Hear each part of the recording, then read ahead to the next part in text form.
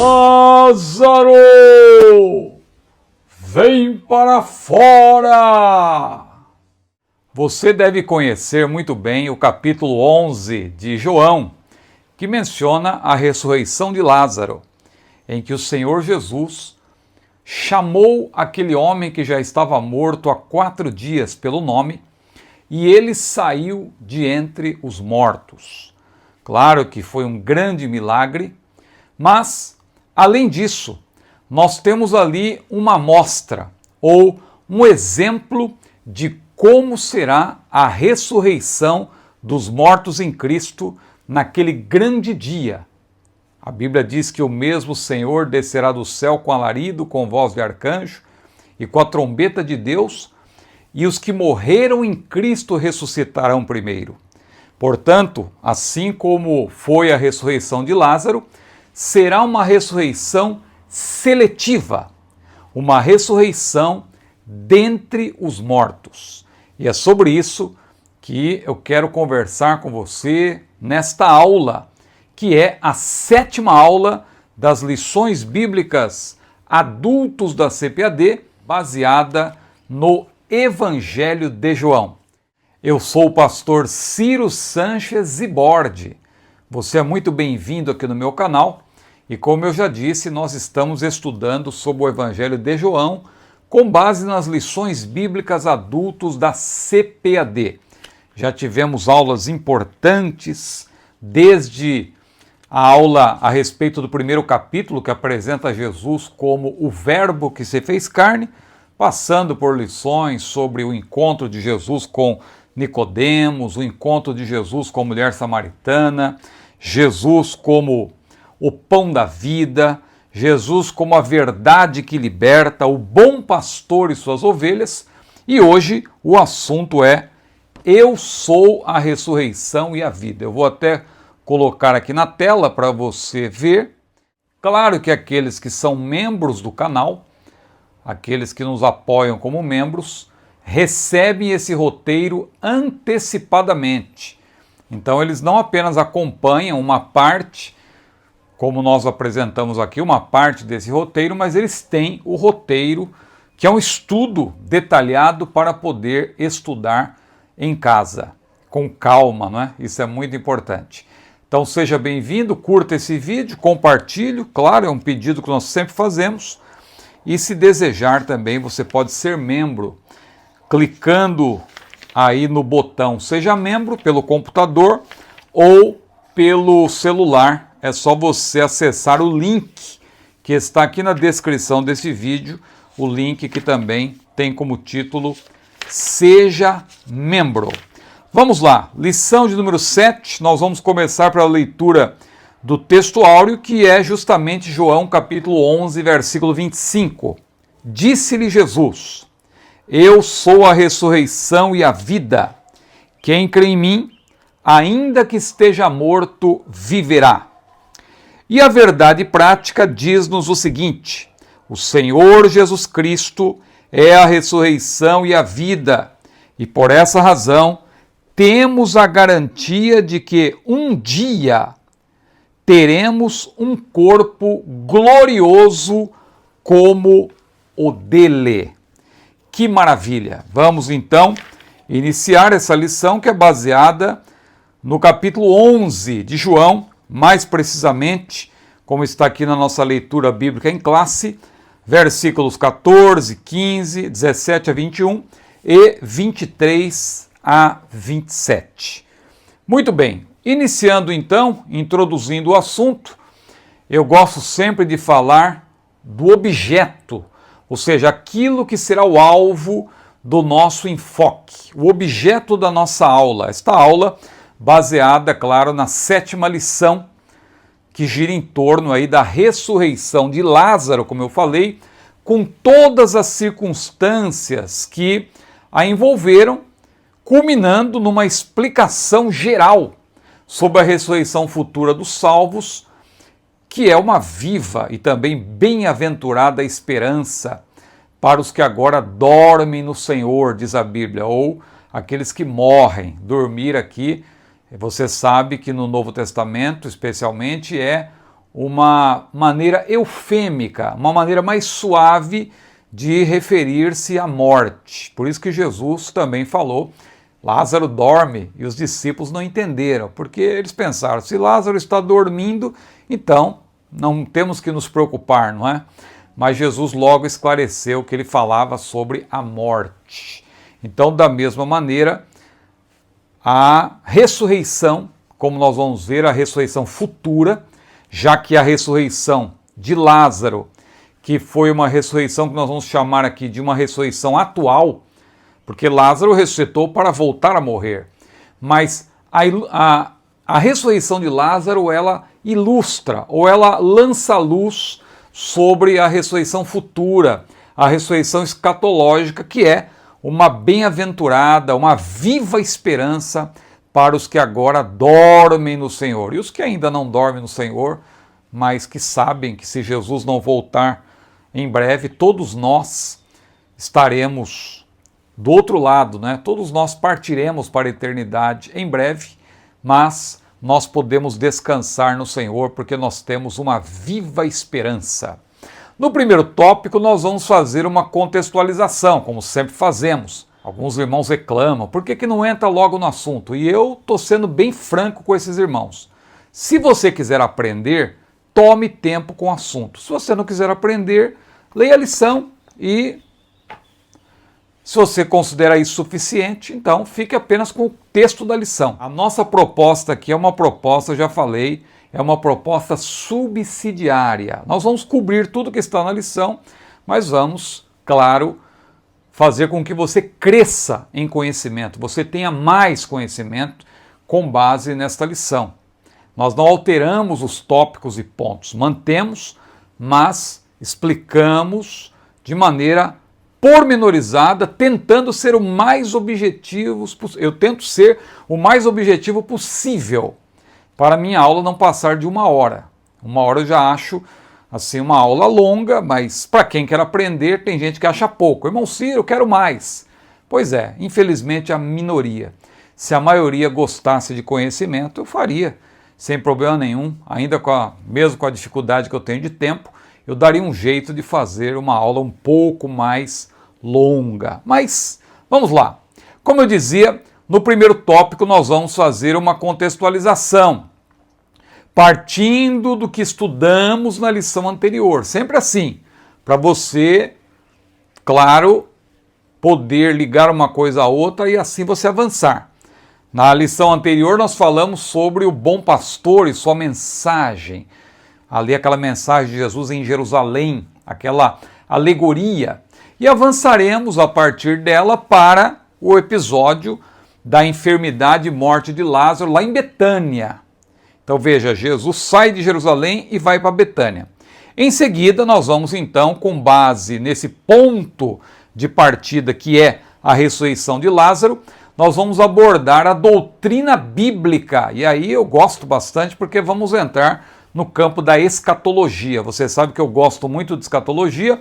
O meu canal, eu tenho dito aqui que 80% talvez é escatologia. Acho que aumentou até um pouco mais agora por causa da série Apocalipse, que aliás foi concluída, 40 videoaulas. Se você ainda não assistiu, eu convido você, veja aí a playlist. É um verdadeiro curso, modéstia à parte, completo sobre o livro de Apocalipse. Veja aí a playlist Apocalipse perícope por perícope. Sempre aparece em destaque quando você entra no meu canal. Tá certo? Então, nós vamos abordar finalmente, então, no tópico final desta lição, a doutrina bíblica da ressurreição do corpo, tendo, então, como ponto de partida a conversa, especialmente, de Jesus com a irmã de Lázaro, Marta. Maria, que é tão importante, nessa lição, ela não vai ser a protagonista vai ser Marta. E você vai ver como é importante, às vezes nós desprezamos Marta, falamos que Marta é muito preocupada com os deveres domésticos, por causa daquela passagem lá de Lucas 10, e que Maria escolheu a melhor parte. Aliás, foi Jesus que falou isso. Mas você vai ver que em João 11, Marta, ela trava um importante diálogo com Jesus que nos ajuda a entender a doutrina escatológica da ressurreição. Então, ainda nessa introdução, é importante nós entendermos como a ressurreição é retratada nos evangelhos.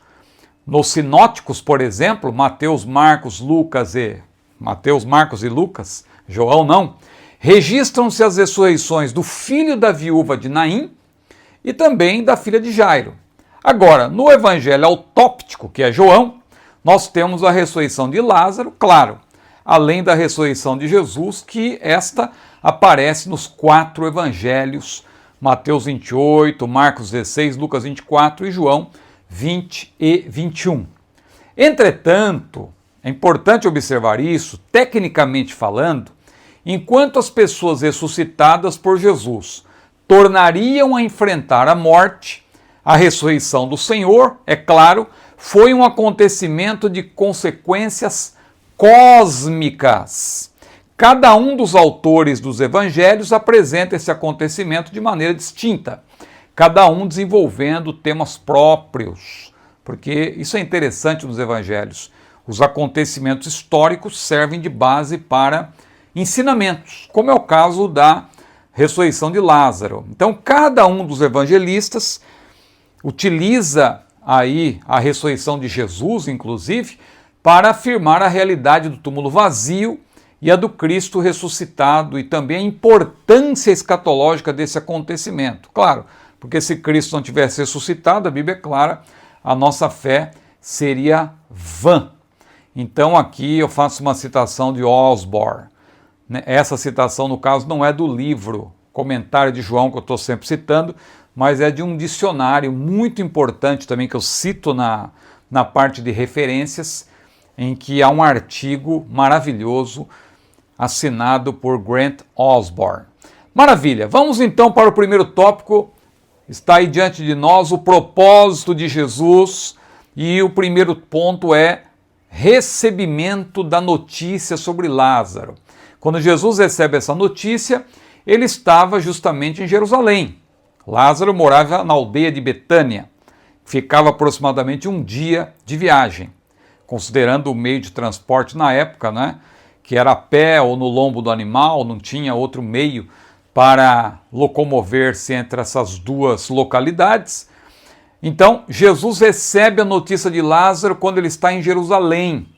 Mais precisamente, ele estava em uma festa, ou naqueles dias estava acontecendo uma festa, que era chamada festa da dedicação, ou a famosa Hanukkah, né? Você sempre ouve falar certamente de Hanukkah, é exatamente a festa da dedicação. Mas tem alguns pontos aqui que eu quero destacar. Veja que anualmente os judeus celebram essa festa, até hoje, uma festa de inverno, conhecida como Hanukkah ou festa da dedicação. João 10 e 22 mostra que Jesus estava lá, pelo menos uma vez quando aconteceu essa festa, que não era uma festa do calendário oficial, conforme a lei, porque conforme a lei havia 7 festas, sendo 4 festas de primavera e 4 festas de outono. Não havia nenhuma festa de inverno, mas essa é uma festa importante que foi agregada, assim como a festa do Purim. Essa festa da dedicação, ou Hanukkah, surgiu no período intertestamentário, quando o templo que fora profanado por Antíoco IV, conhecido como Antíoco Epifânio, ele havia sido profanado, não é? Antíoco Epifânio, que é um tipo do anticristo, ele introduziu porco dentro do templo, ele colocou uma estátua de Zeus lá dentro.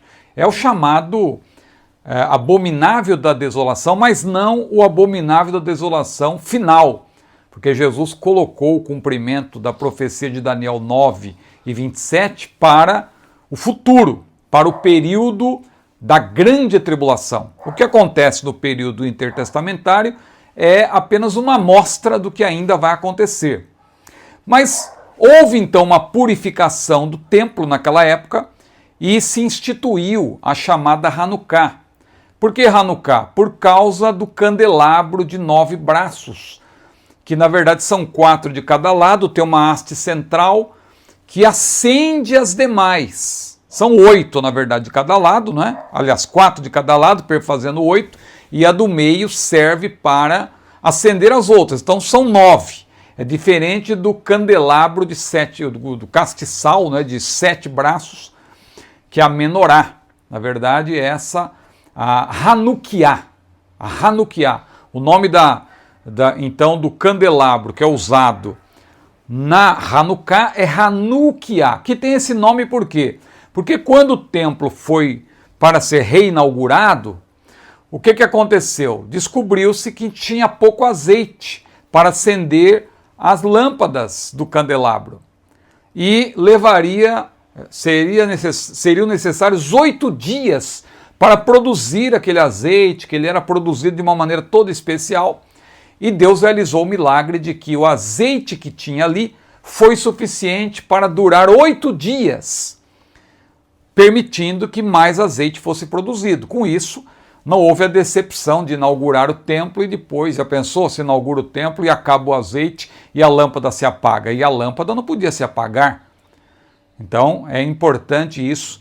E aí eu estou dando uma explicação mais ou menos do que está no nosso roteiro, sobre a festa da dedicação. Foi instituída por Judas Macabeu, 165 a.C., para celebrar essa purificação do templo. 3 anos após essa profanação que eu mencionei também, de Antíoco IV, chamado Epifânio, também chamada Festa das Luzes, justamente por causa da Hanukiá, esse candelabro de 9 braços, sendo 4 de cada lado e uma haste central que acende as demais, que é uma festa comemorada de modo semelhante à festa dos tabernáculos, as pessoas ficam acampadas e tal, e eu faço aí uma citação, inclusive, do John Davis, a respeito dessa celebração. Então você que é membro do canal, tem o roteiro aí com os detalhes. Mas o que chama mais atenção é que por ocasião dessa festa que estava havendo em Jerusalém, os judeus continuavam debatendo com Jesus. O debate dos judeus religiosos com Jesus é um debate longo. É um debate longo. Por isso que eu falei até na aula passada que para você interpretar João 10, versículo 10, você não pode ficar só com o capítulo 9, você tem que retroceder um pouco mais, porque o debate começa antes. Lá no capítulo 8, versículo 44, Jesus já tinha dito que o diabo era o pai desses líderes religiosos. O diabo era o pai deles, então é muito lógico você entender que o ladrão dos ladrões é Satanás, e você não pode excluir o diabo quando Jesus apresenta essa alegoria. O ladrão não vem senão a roubar, a matar e destruir, mas eu vim para que tenham vida e a tenham com abundância. Mas isso é assunto da aula anterior. O debate continuou, e logo após o discurso que Jesus fez, quando ele apresentou essa alegoria, lá em Jerusalém, veja, houve uma grande divisão entre os judeus. Muitos até blasfemavam, dizendo que Jesus tinha demônio, estava fora de si e tal, mas tinha um outro grupo que estava em dúvida e começou a perguntar: essas palavras não são de um endemoniado? Porventura pode um demônio abrir os olhos aos cegos? Eles começaram a questionar, eles estavam em dúvida. E Jesus estava ali no templo, né? Junto ao alpendre, ou mais precisamente no alpendre de Salomão, quando estava ocorrendo a festa da dedicação, a chamada Hanukkah, e alguns desses judeus se aproximaram então querendo uma resposta. Afinal de contas, olha, uns estão dizendo que tu tens demônio, outros estão achando impossível que isso seja obra de demônio, porque dar vista ao cego é algo que só Deus pode fazer, mas queremos uma resposta definitiva. Até quando terás nossa alma suspensa? Se tu és o Cristo, dize-nos abertamente. Porque fica aí falando por alegoria, fica falando dessa maneira, por parábola, de maneira indireta. Nós queremos saber. O que o mestre respondeu? Já vou-lo tenho dito, e não o credes. As obras que eu faço em nome de meu Pai, essas testificam de mim. Mas vós não credes, porque não sois das minhas ovelhas. Olha como Jesus subiu o tom. Como já vos tenho dito. E ele então retoma essa alegoria que ele mencionou, está lá no capítulo 10, não é? Ainda, sobre o pastor e as ovelhas, e a fúria dos judeus só aumenta. Por quê?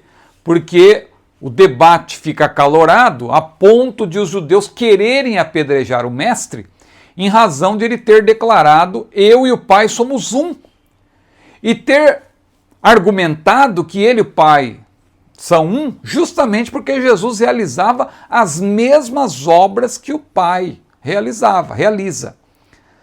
Ou seja, não bastasse o fato de no capítulo 8 ele ter dito: a minha doutrina não é minha, mas do Pai que me enviou, agora ele diz que as próprias obras que ele faz são obras divinas, são obras do Pai. Aí a fúria aumentou, aqueles homens começaram a pegar em pedras para querer apedrejá-lo. Entretanto, não era a hora dele morrer, e ele morreria de forma sacrificial na cruz. Então diz o texto que ele escapou-se de suas mãos.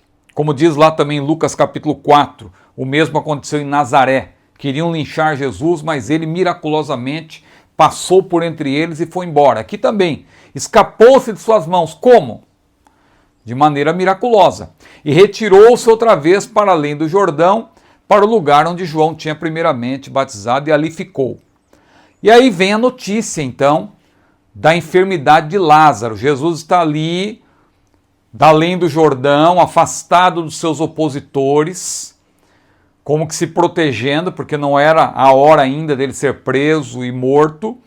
E aí chega a notícia até ele, que Lázaro, o seu amigo, estava enfermo. A notícia, claro, vinha da parte das suas irmãs, Maria e Marta, e ele recebeu, então, muitas pessoas ali que creram nele, e além disso veio essa notícia. Quando o mestre soube, ali então, da enfermidade de Lázaro, nessa aldeia a leste do Rio Jordão, aldeia de Betânia, Jesus realizaria, alguns dias mais tarde, o seu sétimo e último sinal. João fala dos sinais que Jesus realizou, começando pela transformação de água em vinho em Caná da Galileia. Por isso que João também, ele tem algumas classificações, alguns livros dentro do Evangelho de João. Então, por exemplo, o livro de Sinais, que vai do capítulo 1, versículo 19 até o capítulo 12, versículo 50. E a ressurreição de Lázaro, então, funciona como uma transição para outra seção do Evangelho de João, que é chamado o Livro da Glória, que vai do capítulo 13, versículo 1 até o final do livro. Vamos adiante. Segundo ponto agora, o desapontamento, que está implícito na verdade, não é? A Bíblia não menciona de modo claro que Maria e Marta ficaram desapontadas, mas está implícito. Vamos detalhar isso aqui. Jesus aparentemente não fez caso da enfermidade de Lázaro, aparentemente. Sabendo que a enfermidade de Lázaro era grave, Maria e Marta tinham a esperança de que o Senhor deixaria imediatamente a cidade de Jerusalém, elas achavam que ele estava lá, e partiria para Betânia. Não levando a sério, repito, aparentemente a preocupação delas, Jesus disse que a enfermidade de seu irmão não era para a morte, mas para a glória de Deus, para o Filho do Homem ser glorificado por ela. E ainda ele fica 2 dias do outro lado do Jordão. Nesse ínterim, claro, Lázaro veio a morrer. E para evidenciar ainda mais o aparente, de novo, aparente descaso, Jesus, o que ele faz? Ele volta justamente para o lugar da Judéia, em que queriam matá-lo. Os discípulos até ficam surpresos. Senhor, mas estavam querendo matá-lo e tu queres voltar para lá? E Jesus dá uma resposta ali, conforme era sua maneira de tratar essas questões, e ele vai para a Judéia novamente, sendo que as irmãs de Lázaro esperavam lá em Betânia. Agora, imaginemos o que passou pela cabeça de Maria, de Marta. Maria, que era uma adoradora, uma mulher que tinha ungido o Senhor com unguento, diz a Bíblia, e ele tinha enxugado os pés com seus cabelos. E Marta, a quem Jesus amava, o texto é claro. Imagina o que passou pela mente delas. Está implícito que elas ficaram desapontadas com essa conduta do mestre de não querer ir lá de imediato. Imagine, se Lázaro era amigo dele, era para Jesus, logicamente falando, correr para lá para resolver a questão, ou pelo menos fazer uma oração, tentar algo. E Jesus, ele era poderoso para curar, já tinha curado muitas pessoas. Agora, temos a lição aqui de que Deus está no controle de tudo. Não é da nossa maneira, é do jeito de Deus. Marta e Maria, sem dúvida, estranharam a atitude de Jesus, visto que mais tarde as duas utilizariam a mesma frase: Senhor, se tu estivesses aqui, meu irmão não teria morrido. Eu vejo pelo contexto que, embora as palavras sejam exatamente as mesmas, a conduta delas demonstra que elas tiveram desapontamentos diferentes. Marta parece relacionar a morte de Lázaro com o atraso de Jesus, como se ela estivesse cobrando. Senhor, se tu estivesse aqui, meu irmão não teria morrido. Como que responsabilizando Jesus. Agora, Maria, a impressão que dá que ela disse as mesmas palavras, mas num sentido diferente. Ela expressa um lamento demonstrando que ela tinha certeza de que Jesus curaria o seu irmão. Senhor, se tu estivesses aqui, meu irmão não teria morrido. Eu fiquei triste que tu não tivesse chegado a tempo, porque eu tenho certeza que se tu estivesses aqui, meu irmão não teria morrido. Então, me parece que Marta, ela relaciona o que aconteceu ao atraso de Jesus. E Maria, ela lamenta, mas ela parece entender o atraso de Jesus. Entretanto, observe que quando Jesus se dirige à Judéia, ele já demonstra que estava no controle daquela situação, quando ele disse aos seus discípulos: Lázaro, o nosso amigo, dorme, mas vou despertá-lo do sono. Aí os discípulos, claro, seguindo a lógica do Evangelho de João, eles não entenderam que Lázaro estava morto, assim como Nicodemos não entendeu o novo nascimento, assim como a mulher samaritana não entendeu de que água Jesus falava. Veja como tudo é, de certa forma, proposital no Evangelho de João. Os fatos são mencionados e há uma lição por trás. Da mesma forma que Filipe não percebeu que Jesus é o pão da vida e ele tinha um alimento melhor para aquelas pessoas que estavam famintas, além, claro, do alimento que ele multiplicou. Então havia aqui também um outro sentido. Quando Jesus diz: Lázaro, nosso amigo, dorme, ele quis dizer que Lázaro estava morto, mas eles não entenderam. E só foram entender depois, quando Jesus claramente falou: olha, Lázaro está morto, nós temos que ir lá agora, nós vamos para Betânia. Mas veja, Jesus foi no tempo certo. E nós vamos entender melhor isso agora no terceiro ponto, o tempo divino. Algumas perguntas precisam ser respondidas e eu selecionei-as aqui para ajudar você a entender isso e também explicar, se você for um professor de escola dominical e tiver que explicar esse assunto.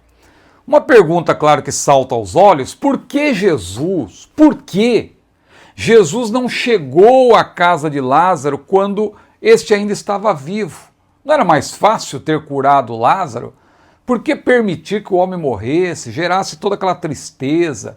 Pois é, Deus tem seus planos. De acordo com os estudiosos, os judeus costumavam sepultar seus entes queridos no mesmo dia da sua morte. Então, por essa lógica, Lázaro foi sepultado logo no primeiro dia que ele morreu. Agora veja esse esclarecimento aqui adicional que eu considerei muito importante, que é uma citação da obra de Elmer Towns, que eu tenho indicado aqui para vocês. O luto começava imediatamente e durava um mês. Um mês de luto, veja. Mas era dividido em 3 períodos. Os primeiros 3 dias de luto eram os mais intensos. Envolviam a contratação de carpideiras, mulheres que eram contratadas só para chorar. Veja que interessante. Durante o restante daquela primeira semana, tornava-se menos intenso e esperava-se a visita de amigos para expressar suas condolências. Então veja que Jesus, ele vai chegar no tempo certo do ponto de vista aí do luto. Olha que interessante. Isso aqui, eu não sei se você já tinha parado para pensar nisso. Jesus não chega a tempo para curar Lázaro, mas ele chega a tempo para consolar a família. O 4º dia depois da morte era, portanto, o primeiro em que Jesus poderia ter chegado se, como um amigo, quisesse visitar as irmãs de Lázaro, a fim de oferecer-lhes uma palavra de conforto. Quando chegou à casa deles, a sensação geral era de que Cristo havia chegado tarde demais, como eu já falei, ao mencionar o desapontamento de Marta e Maria. Na verdade, nós vamos ver, e a Bíblia mostra isso, que Jesus chegou no momento exato, no momento certo. Vamos pormenorizar um pouco mais respondendo uma segunda pergunta. Jesus errou ao dizer que a enfermidade de Lázaro não era para a morte? Porque se Jesus falou que a enfermidade de Lázaro não era para a morte, mas era para a glória de Deus, e Lázaro morre, não parece que tem uma contradição aí? Na verdade, considerando que Betânia fica, como eu já disse, a um dia de viagem de onde o mestre estava, quando a mensagem chegou a ele, Lázaro praticamente estava morto. Tudo indica que sim. Nesse caso, ao dizer que sua enfermidade não é para a morte, mas para a glória de Deus, para que o Filho de Deus seja glorificado por ela, Jesus teria errado? Claro que não. Na verdade, observe, ele não disse que Lázaro permaneceria vivo. Conforme as suas palavras, caso seu amigo Lázaro viesse a morrer, a causa da sua morte não seria a enfermidade, ou seja, ele não morreria em virtude daquela enfermidade, mas aquela enfermidade estava nele para a glória de Deus. Mas ele não morreu? Pois é. Jesus não explica como, mas aquela enfermidade seria para a glória de Deus. Nós só vamos entender depois, mas Jesus não explica o porquê. Jesus não disse que Lázaro não morreria, ele disse apenas que aquela doença não era para a morte, mas para que a glória de Deus fosse manifestada. Mas como assim? Se não é para a morte, mas está confuso. Vamos entender, continue comigo. Quando ele ressuscitasse, o que Jesus quis dizer é o seguinte: o Filho de Deus seria glorificado. Claro, nós sabemos, nós já conhecemos a história. Quem estava vivenciando-a naquele momento não sabia que Lázaro iria ressuscitar. Então, por isso que a fala de Jesus pode ter causado estranheza. Não para nós, porque nós sabemos que Lázaro ressuscitou. Em outras palavras, Jesus permitiu que Marta e Maria experimentassem uma tristeza passageira para que pudesse desfrutar de uma alegria imensurável. Imagine a alegria que você sente ao ver um ente querido seu voltando à vida. Então, e outra coisa, Lázaro voltou à vida depois de 4 dias, 4 dias. Já estava cheirando mal, diz a Bíblia. Vamos avançar agora para o segundo tópico, o encontro. Imagine um encontro de grande emoção que foi entre Jesus e as irmãs de Lázaro. E aqui o destaque vai para Marta, como eu falei. Maria é mencionada en passant aqui nessa lição, mas o destaque recai sobre Marta por causa do diálogo a respeito da ressurreição que Jesus teve com ela. Então, primeiro ponto, o encontro propriamente dito. Vamos destacar algumas coisas aqui. Primeiro, a fé limitada de Marta. Marta era uma mulher de fé, está claro. Mas a fé dela era limitada por causa do seu conhecimento, que também era limitado. A falta de conhecimento, às vezes, faz com que a pessoa tenha uma fé menor. Então veja, quando Jesus chega a Betânia, Marta é a primeira a encontrá-lo. E suas palavras aparentemente expressam um misto de desapontamento pelo atraso, entre aspas, e convicção de que ele podia ter curado seu irmão. Ao mesmo tempo, por causa de sua fé limitada, Marta não acreditava que Lázaro poderia ressuscitar, exceto no último dia, ou seja, ela acreditava que Jesus podia curar seu irmão, mas ela não acreditava que Jesus poderia ressuscitá-lo, porque para ela, na cabeça dela, na maneira dela pensar, ressurreição era algo guardado para o futuro, ela só acreditava na ressurreição escatológica, ela não sabia que poderia haver uma ressurreição antes dessa ressurreição que ela chama do último dia. Aqui é importante abrir um parêntese para falar desse último dia, que muita gente utiliza essa expressão fora de contexto para dizer, tá vendo? Vai acontecer tudo de uma vez só. Não tem esse negócio que vocês pré-tribulacionistas ficam falando, primeira ressurreição, segunda ressurreição, uma acontece 1000 anos depois da outra. Não, é tudo naquele dia. Jesus vem, acontece tudo de uma vez. Não, é um engano pensar dessa maneira, porque a Bíblia explica a própria Bíblia. o último dia aqui, na verdade, não é um dia de 24 horas, mas é o dia de Deus, que o apóstolo Pedro até menciona, e ele diz lá em 2 Pedro 3:8, amados, não ignoreis uma coisa, que um dia para o Senhor é como 1000 anos, e 1000 anos como um dia. Claro que Pedro aqui também, eu já expliquei na nossa aula de Apocalipse, quem está acompanhando viu, eu falei que aqui não devemos utilizar esse texto de Pedro para estabelecer uma equivalência, como que dizendo, um dia para Deus é 1000 anos, então agora nós vamos fazer um estudo sobre os milênios, vamos dizer que os 6 dias da criação são 6.000 anos. Não, Pedro aqui não está estabelecendo nenhum tipo de equivalência. Ele está apenas dizendo, olha, para Deus é como se fosse um eterno presente diante dele. Um dia para Deus é como se fosse 1000 anos, e 1000 anos para Deus é como se tivesse passado um dia, porque está tudo diante dele. Mas não é que ele está fazendo uma equivalência, e como muita gente pensa. Esse dia, então, o dia de Deus, é o período que será inaugurado pelo arrebatamento, porque o arrebatamento da igreja é o evento desencadeador.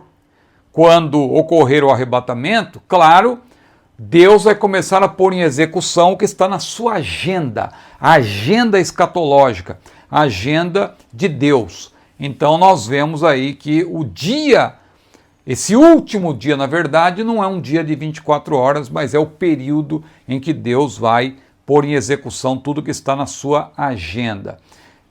A Bíblia menciona termos similares, como os últimos dias, filhinhos, é a última hora, disse João. É claro que João não está falando de uma hora de 60 minutos.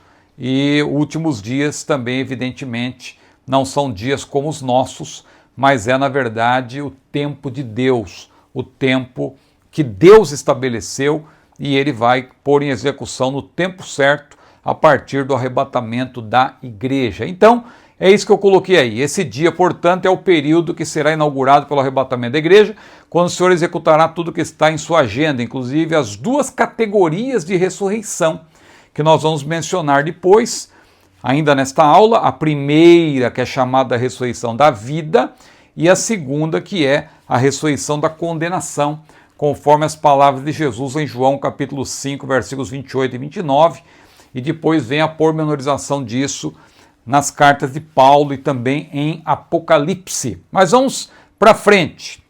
A resposta que Jesus deu a Marta. Marta disse, Senhor, quando Jesus falou, Marta, seu irmão há de ressuscitar. Eu não cheguei atrasado não, Lázaro vai ressuscitar. Aí Marta falou, não, Senhor, eu sei, ele vai ressuscitar, claro, no último dia. Eu sei que lá na frente, quando todos os mortos ressuscitarem, meu irmão também vai ressuscitar. Aí Jesus falou, não, Marta, eu não estou falando disso não. Eu sou a ressurreição e a vida. Quem crê em mim, ainda que esteja morto, viverá. E todo aquele que vive e crê em mim nunca morrerá. Crês tu isto?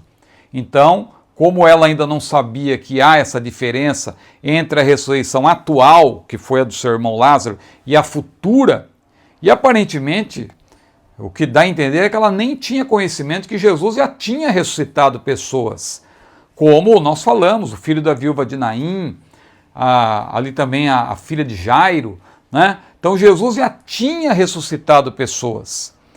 E ela, Marta, não entendeu, seu conhecimento era limitado, ela não entendeu o que Jesus quis dizer com as palavras, teu irmão há de ressuscitar, e ela então não sabia que a ressurreição atual, um milagre que Deus pode fazer nos dias de hoje, porque também nós vemos no livro de Atos, ali pelo menos 2 ressurreições, a ressurreição de Dorcas e a ressurreição também de Eutico. Esta ressurreição atual, então, claro, diz respeito a quem ressuscita, não de modo glorioso, para continuar sujeito à morte. Lázaro ressuscitou, mas claro, ele voltou a morrer.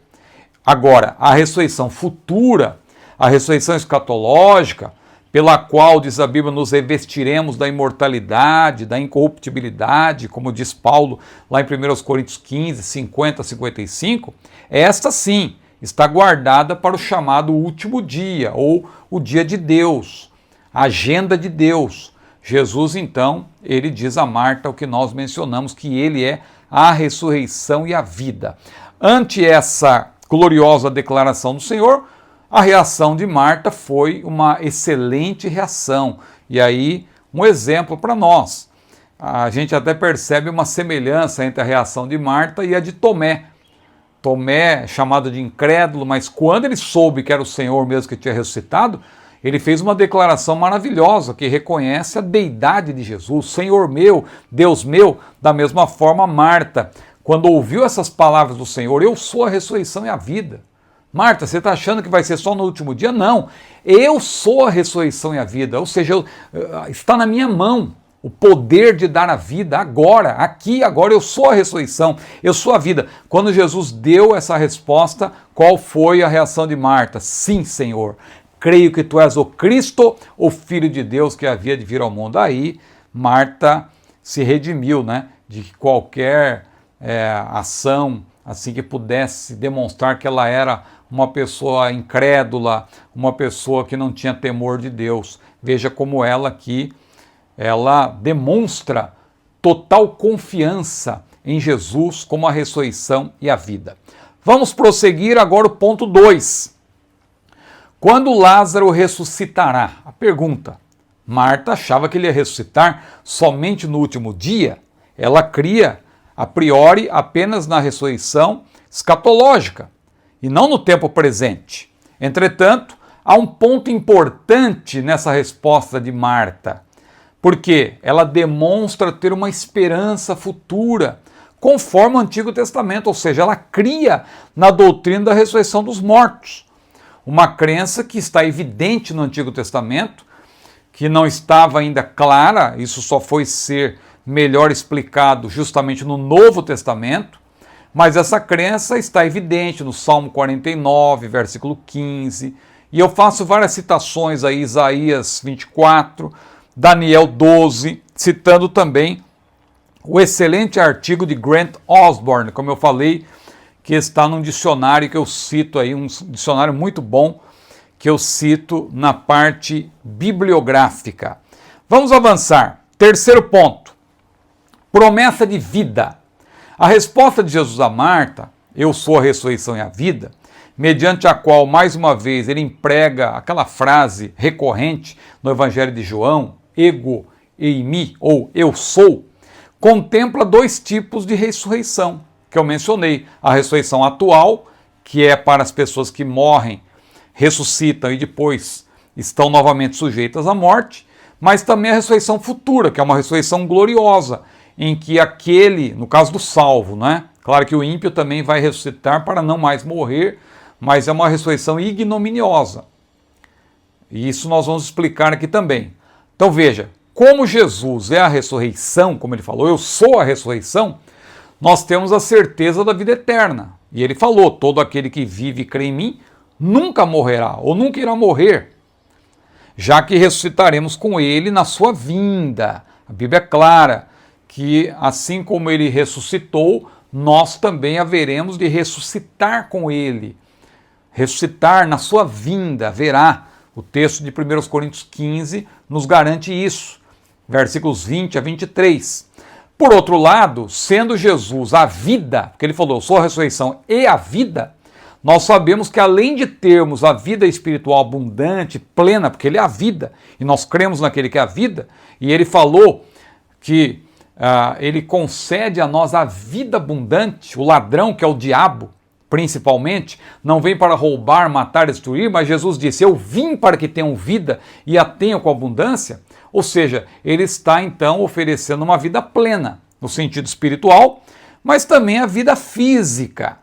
E ele é poderoso para nos dar a saúde, e caso venhamos a morrer, também ele pode nos fazer voltar à vida. Claro que não é a regra geral, porque o ser humano, ele, de maneira geral, ele vai provar a morte física, e partindo dessa vida nós temos que nos conformar com isso, mas há casos especiais em que Deus ele se apraz em trazer de volta a pessoa. Há casos ao longo da história, além daqueles que estão presentes na própria Bíblia. Então veja, a vida física, assim como a de Lázaro, está nas mãos do soberano Senhor. Por isso Jesus falou, quem crê em mim, ainda que esteja morto, viverá. Mas vamos para o terceiro e último tópico, e aqui nós entramos na doutrina bíblica da ressurreição do corpo, do ponto de vista escatológico. Que, como eu falei, a ressurreição de Lázaro, que é seletiva, dentre os mortos, Jesus disse: Lázaro, vem para fora, ou sai para fora, num pleonasmo aí na língua portuguesa. Não é um erro, é um pleonasmo. Algumas versões mais atuais evitam, como a versão atualizada de Almeida diz: Lázaro, vem para fora. O termo no grego não é um pleonasmo propriamente, mas na língua portuguesa isso é aceito, não é? Não é um erro, quem sai, sai para fora mesmo, mas é chamado de pleonasmo isso. É uma figuração, é uma figura de linguagem também, o pleonasmo, para enfatizar algo, mas é claro que muitas pessoas às vezes, por falta de um conhecimento mais aprofundado, acabam achando que é um erro. Então as versões mais atualizadas estão evitando esse pleonasmo, sair para fora, e estão colocando vir para fora, vem para fora, que no grego é uma ordem isso aí, é imperativo. Quando você olha no grego, você vê que Jesus usou uma palavra realmente de ordem. Bom, terceiro tópico, a doutrina bíblica da ressurreição do corpo. Primeiro, a ressurreição do corpo, propriamente. No caso da ressurreição de Lázaro, que estamos chamando aqui de atual, como eu falei, que é uma ressurreição para voltar a morrer, que Deus pode fazer hoje, e é diferente da ressurreição futura, que vai abranger a todos os mortos em Cristo. Quem experimenta essa ressurreição atual, volta a morrer. No caso da ressurreição futura, que contempla os salvos e ímpios, só que em momentos diferentes, esta ressurreição futura conferirá ao ser humano um estado eterno. Seja ele glorioso, no caso do salvo, seja ignominioso, no caso do ímpio. Quando estudamos, porque o ímpio também vai receber um corpo que, mediante esse corpo, ele vai sofrer no inferno por toda a eternidade. Não é um corpo glorioso, mas é um corpo que vai ser, por assim dizer, revestido de imortalidade. Nós vamos ser revestidos de imortalidade e incorruptibilidade. É diferente, porque nós vamos ter um corpo glorioso. Agora os ímpios, eles vão ter também, eles vão ser dotados dessa imortalidade para sofrer por toda a eternidade, como diz a Bíblia. Quando estudamos a profecia de Daniel 12:2 e as palavras de Jesus em João 5:28 e 29, à luz do Novo Testamento, nós entendemos que o Mestre, ao mencionar a ressurreição, uns vão ressuscitar para a vida e outros vão ressuscitar para a condenação, ele não está falando de dois eventos. Essa é uma chave para você entender a doutrina das ressurreições, que muita gente pergunta, quantas ressurreições são? Porque os pré-tribulacionistas falam que vai ter uma ressurreição no arrebatamento, outra quando Jesus descer à terra, e vai mesmo, a Bíblia é clara, porque no arrebatamento, quando ocorre a ressurreição, Jesus ainda está nos ares, e na outra Jesus já está com os dois pés na terra, e depois de um tempo, ele já terá lançado o anticristo, falso profeta, no lago de fogo. Satanás já terá sido preso. Só depois, antes de Jesus instaurar o milênio, é que haverá essa outra ressurreição dos mártires. Só que ambas fazem parte da mesma modalidade, porque primeira ressurreição não é um evento único. Primeira ressurreição é uma modalidade, é um tipo de ressurreição que, aliás, foi inaugurada pelo próprio Senhor Jesus, porque a Bíblia diz Cristo as primícias, ele inaugurou, depois os que são de Cristo na sua vinda. Então observe, como eu coloquei aí, temos duas modalidades e não dois eventos de ressurreição da vida. A da vida, não é? Que é a primeira ressurreição, e a da condenação. Vamos a um detalhamento rápido disso aqui. Você que tem o meu roteiro, você poderá estudar com mais calma, eu vou só fazer uma menção geral. Primeira ressurreição é a da vida, portanto, ou dos justos, como está lá em Atos 24 e 15, que é uma ressurreição seletiva. Observe essa expressão que Jesus utiliza em Lucas 10 e 35, no grego. Anastásios tes ek nekron. Esse ek é dentre. Essa preposição no grego, ela se refere a um movimento de dentro para fora. Dentre. Então, veja que a ressurreição dos salvos não é a mesma dos ímpios, não vai acontecer no mesmo momento, porque é dentre, assim como Lázaro foi chamado dentre os mortos, nós também teremos uma ressurreição seletiva. Por isso que somos parte, né? A ressurreição dos mortos por ocasião do arrebatamento, a Bíblia diz, os que morreram em Cristo. Então a Bíblia é muito clara, é uma ressurreição seletiva. Ela contempla o quê? Cristo e as primícias, Cristo é as primícias, porque ele inaugurou essa modalidade de ressurreição da vida, a primeira ressurreição. Os que são de Cristo na sua vinda, no momento do arrebatamento, não é? As duas testemunhas que atuarão na primeira metade da tribulação, elas vão ressuscitar. E os mártires da grande tribulação também. A primeira ressurreição é gloriosa, sem dúvida. Os salvos não terão seus corpos apenas reconstituídos. Porque alguém diz, irmão Ciro, a pessoa que explodiu, uma parte do corpo foi para um lado, foi para o outro, pessoas que desapareceram, até hoje não acharam o corpo. Deus sabe onde elas estão e vai haver a reconstituição do corpo e vai ser um corpo transformado, glorificado. A Bíblia diz como o corpo de Jesus. A nossa cidade está no céu, de onde também esperamos o Senhor, o Salvador Jesus Cristo, que transformará o nosso corpo abatido em um corpo glorioso semelhante ao seu. Veja, o nosso corpo será um corpo semelhante ao de Jesus, um corpo glorioso. Agora, a segunda ressurreição é a ressurreição da condenação, a ressurreição dos injustos, dos ímpios, que não é gloriosa, evidentemente, mas inglória, ignominiosa. Embora os corpos reconstituídos dos ímpios não sejam glorificados, a Bíblia é clara quanto a isso, os textos estão todos aí, eu não estou lendo para ganhar tempo, evidentemente serão reconstituídos, claro, porque imagina a pessoa que foi cremada, como que ela vai comparecer diante do Senhor? O corpo vai ter que ser reconstituído, não é que o corpo vai ser glorificado, mas vai haver uma reconstituição. E esse corpo vai ser dotado também de imortalidade, porque a pessoa vai ser lançada no lago de fogo. Agora, não vai ser glorificado, vai ser apenas reconstituído e também dotado de imortalidade para que a pessoa sofra por toda a eternidade, porque afinal de contas o Senhor Jesus foi claro ao referir-se ao inferno como o fogo eterno. Hoje muitos estão querendo relativizar isso, mas eu fico com a Bíblia. Por mais seja duro, mas a Bíblia é clara que o fogo é eterno, o castigo é eterno. Segundo ponto, da morte para a vida.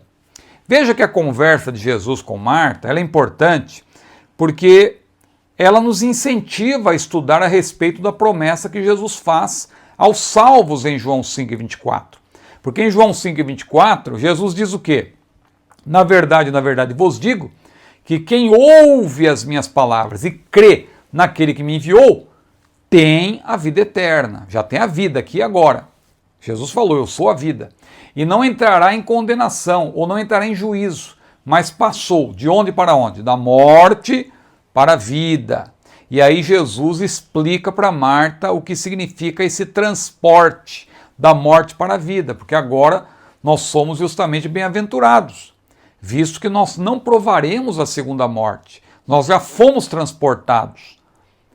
Irmão Ciro, não estamos sujeitos à primeira morte? Sim, estamos sujeitos à primeira morte, mas não à segunda morte. Porque o que vale aqui para nós é a segunda morte. Nós temos que ter preocupação com isso, porque a segunda morte é a separação eterna de Deus. Hoje nós sofremos os efeitos deletérios do pecado, mas o pecado não tem mais domínio sobre nós. Então é isso que eu explico aí, ó. A condenação da segunda morte.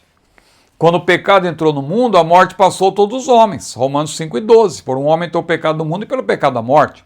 A partir daí, por isso que todos pecaram. A partir daí, cada ser humano, sofrendo os efeitos deletérios da queda, com Q maiúsculo, ou seja, o pecado que entrou no mundo, quando Adão e Eva fracassaram, desde a concepção o ser humano já está com o germe do pecado. Em iniquidade fui formado, disse o salmista, e em pecado me concebeu a minha mãe.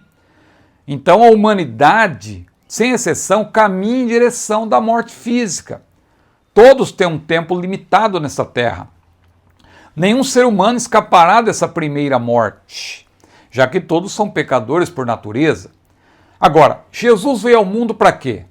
Jesus veio ao mundo para nos livrar não dessa primeira morte. Claro que estando em Cristo, nós não estamos mais sob o domínio do pecado, e o Senhor é poderoso para nos curar, para nos dar saúde, mas ainda estamos nesse corpo do pecado, nesse corpo que tem uma natureza adâmica, uma natureza decaída.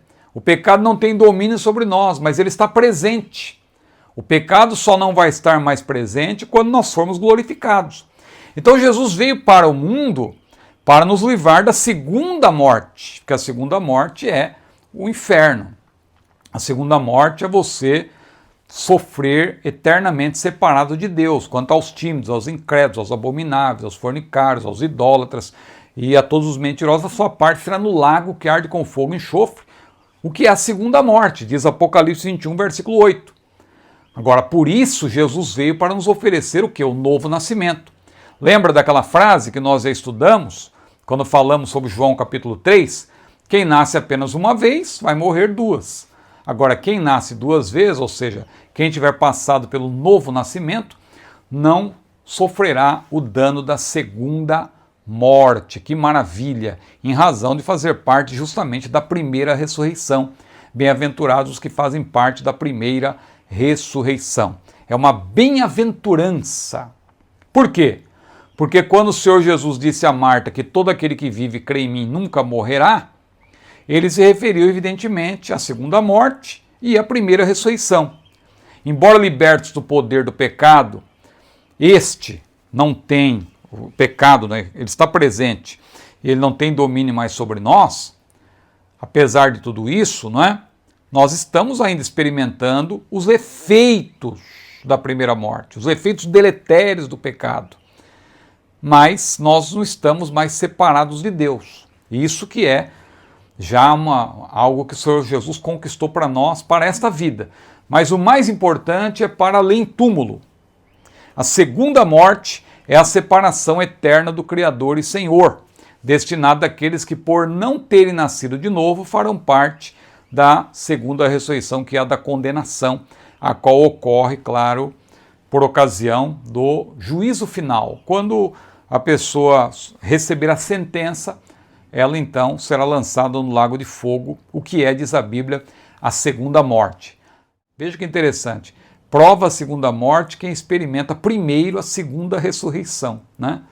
A segunda ressurreição, que é uma modalidade, é para aqueles que não nasceram de novo. E quem ressuscita, quem toma parte dessa segunda ressurreição, então quem toma parte dessa segunda ressurreição, prova também a segunda morte. Agora, os salvos em Cristo são bem-aventurados. Por quê?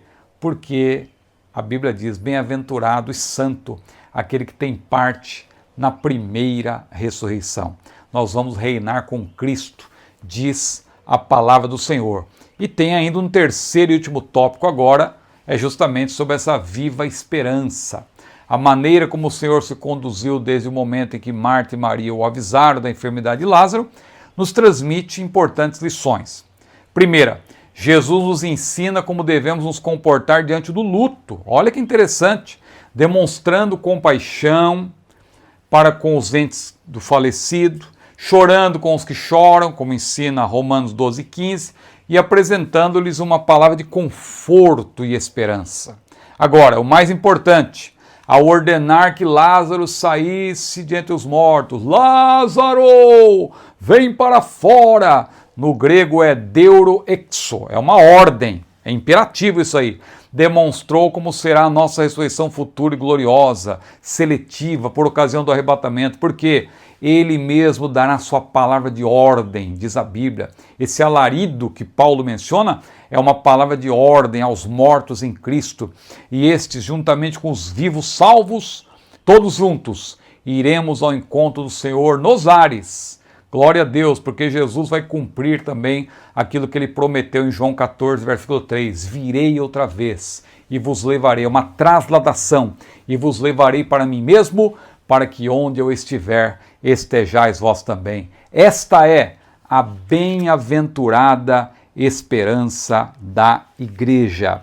E o autor conclui dizendo, esta lição explorou o diálogo entre Jesus e Marta, onde se manifestaram as dúvidas da irmã de Maria, juntamente com as questões referentes à doutrina da ressurreição do corpo. O milagre realizado na ressurreição de Lázaro ilustra uma verdade muito mais ampla e profunda. Haverá um tempo em que aqueles que morrerem em Cristo ressuscitarão e terão seus corpos gloriosamente transformados. Esta doutrina pode ser ilustrada por meio do episódio da ressurreição de Lázaro. Lázaro, vem para fora. Que você não se esqueça desta lição.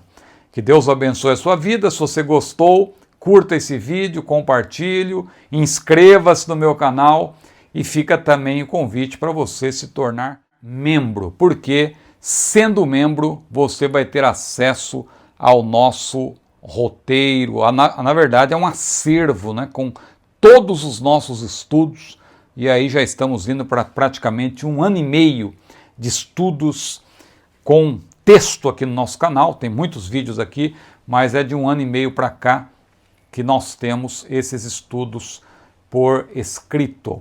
Tá certo? Que Deus abençoe a sua vida. A paz do Senhor.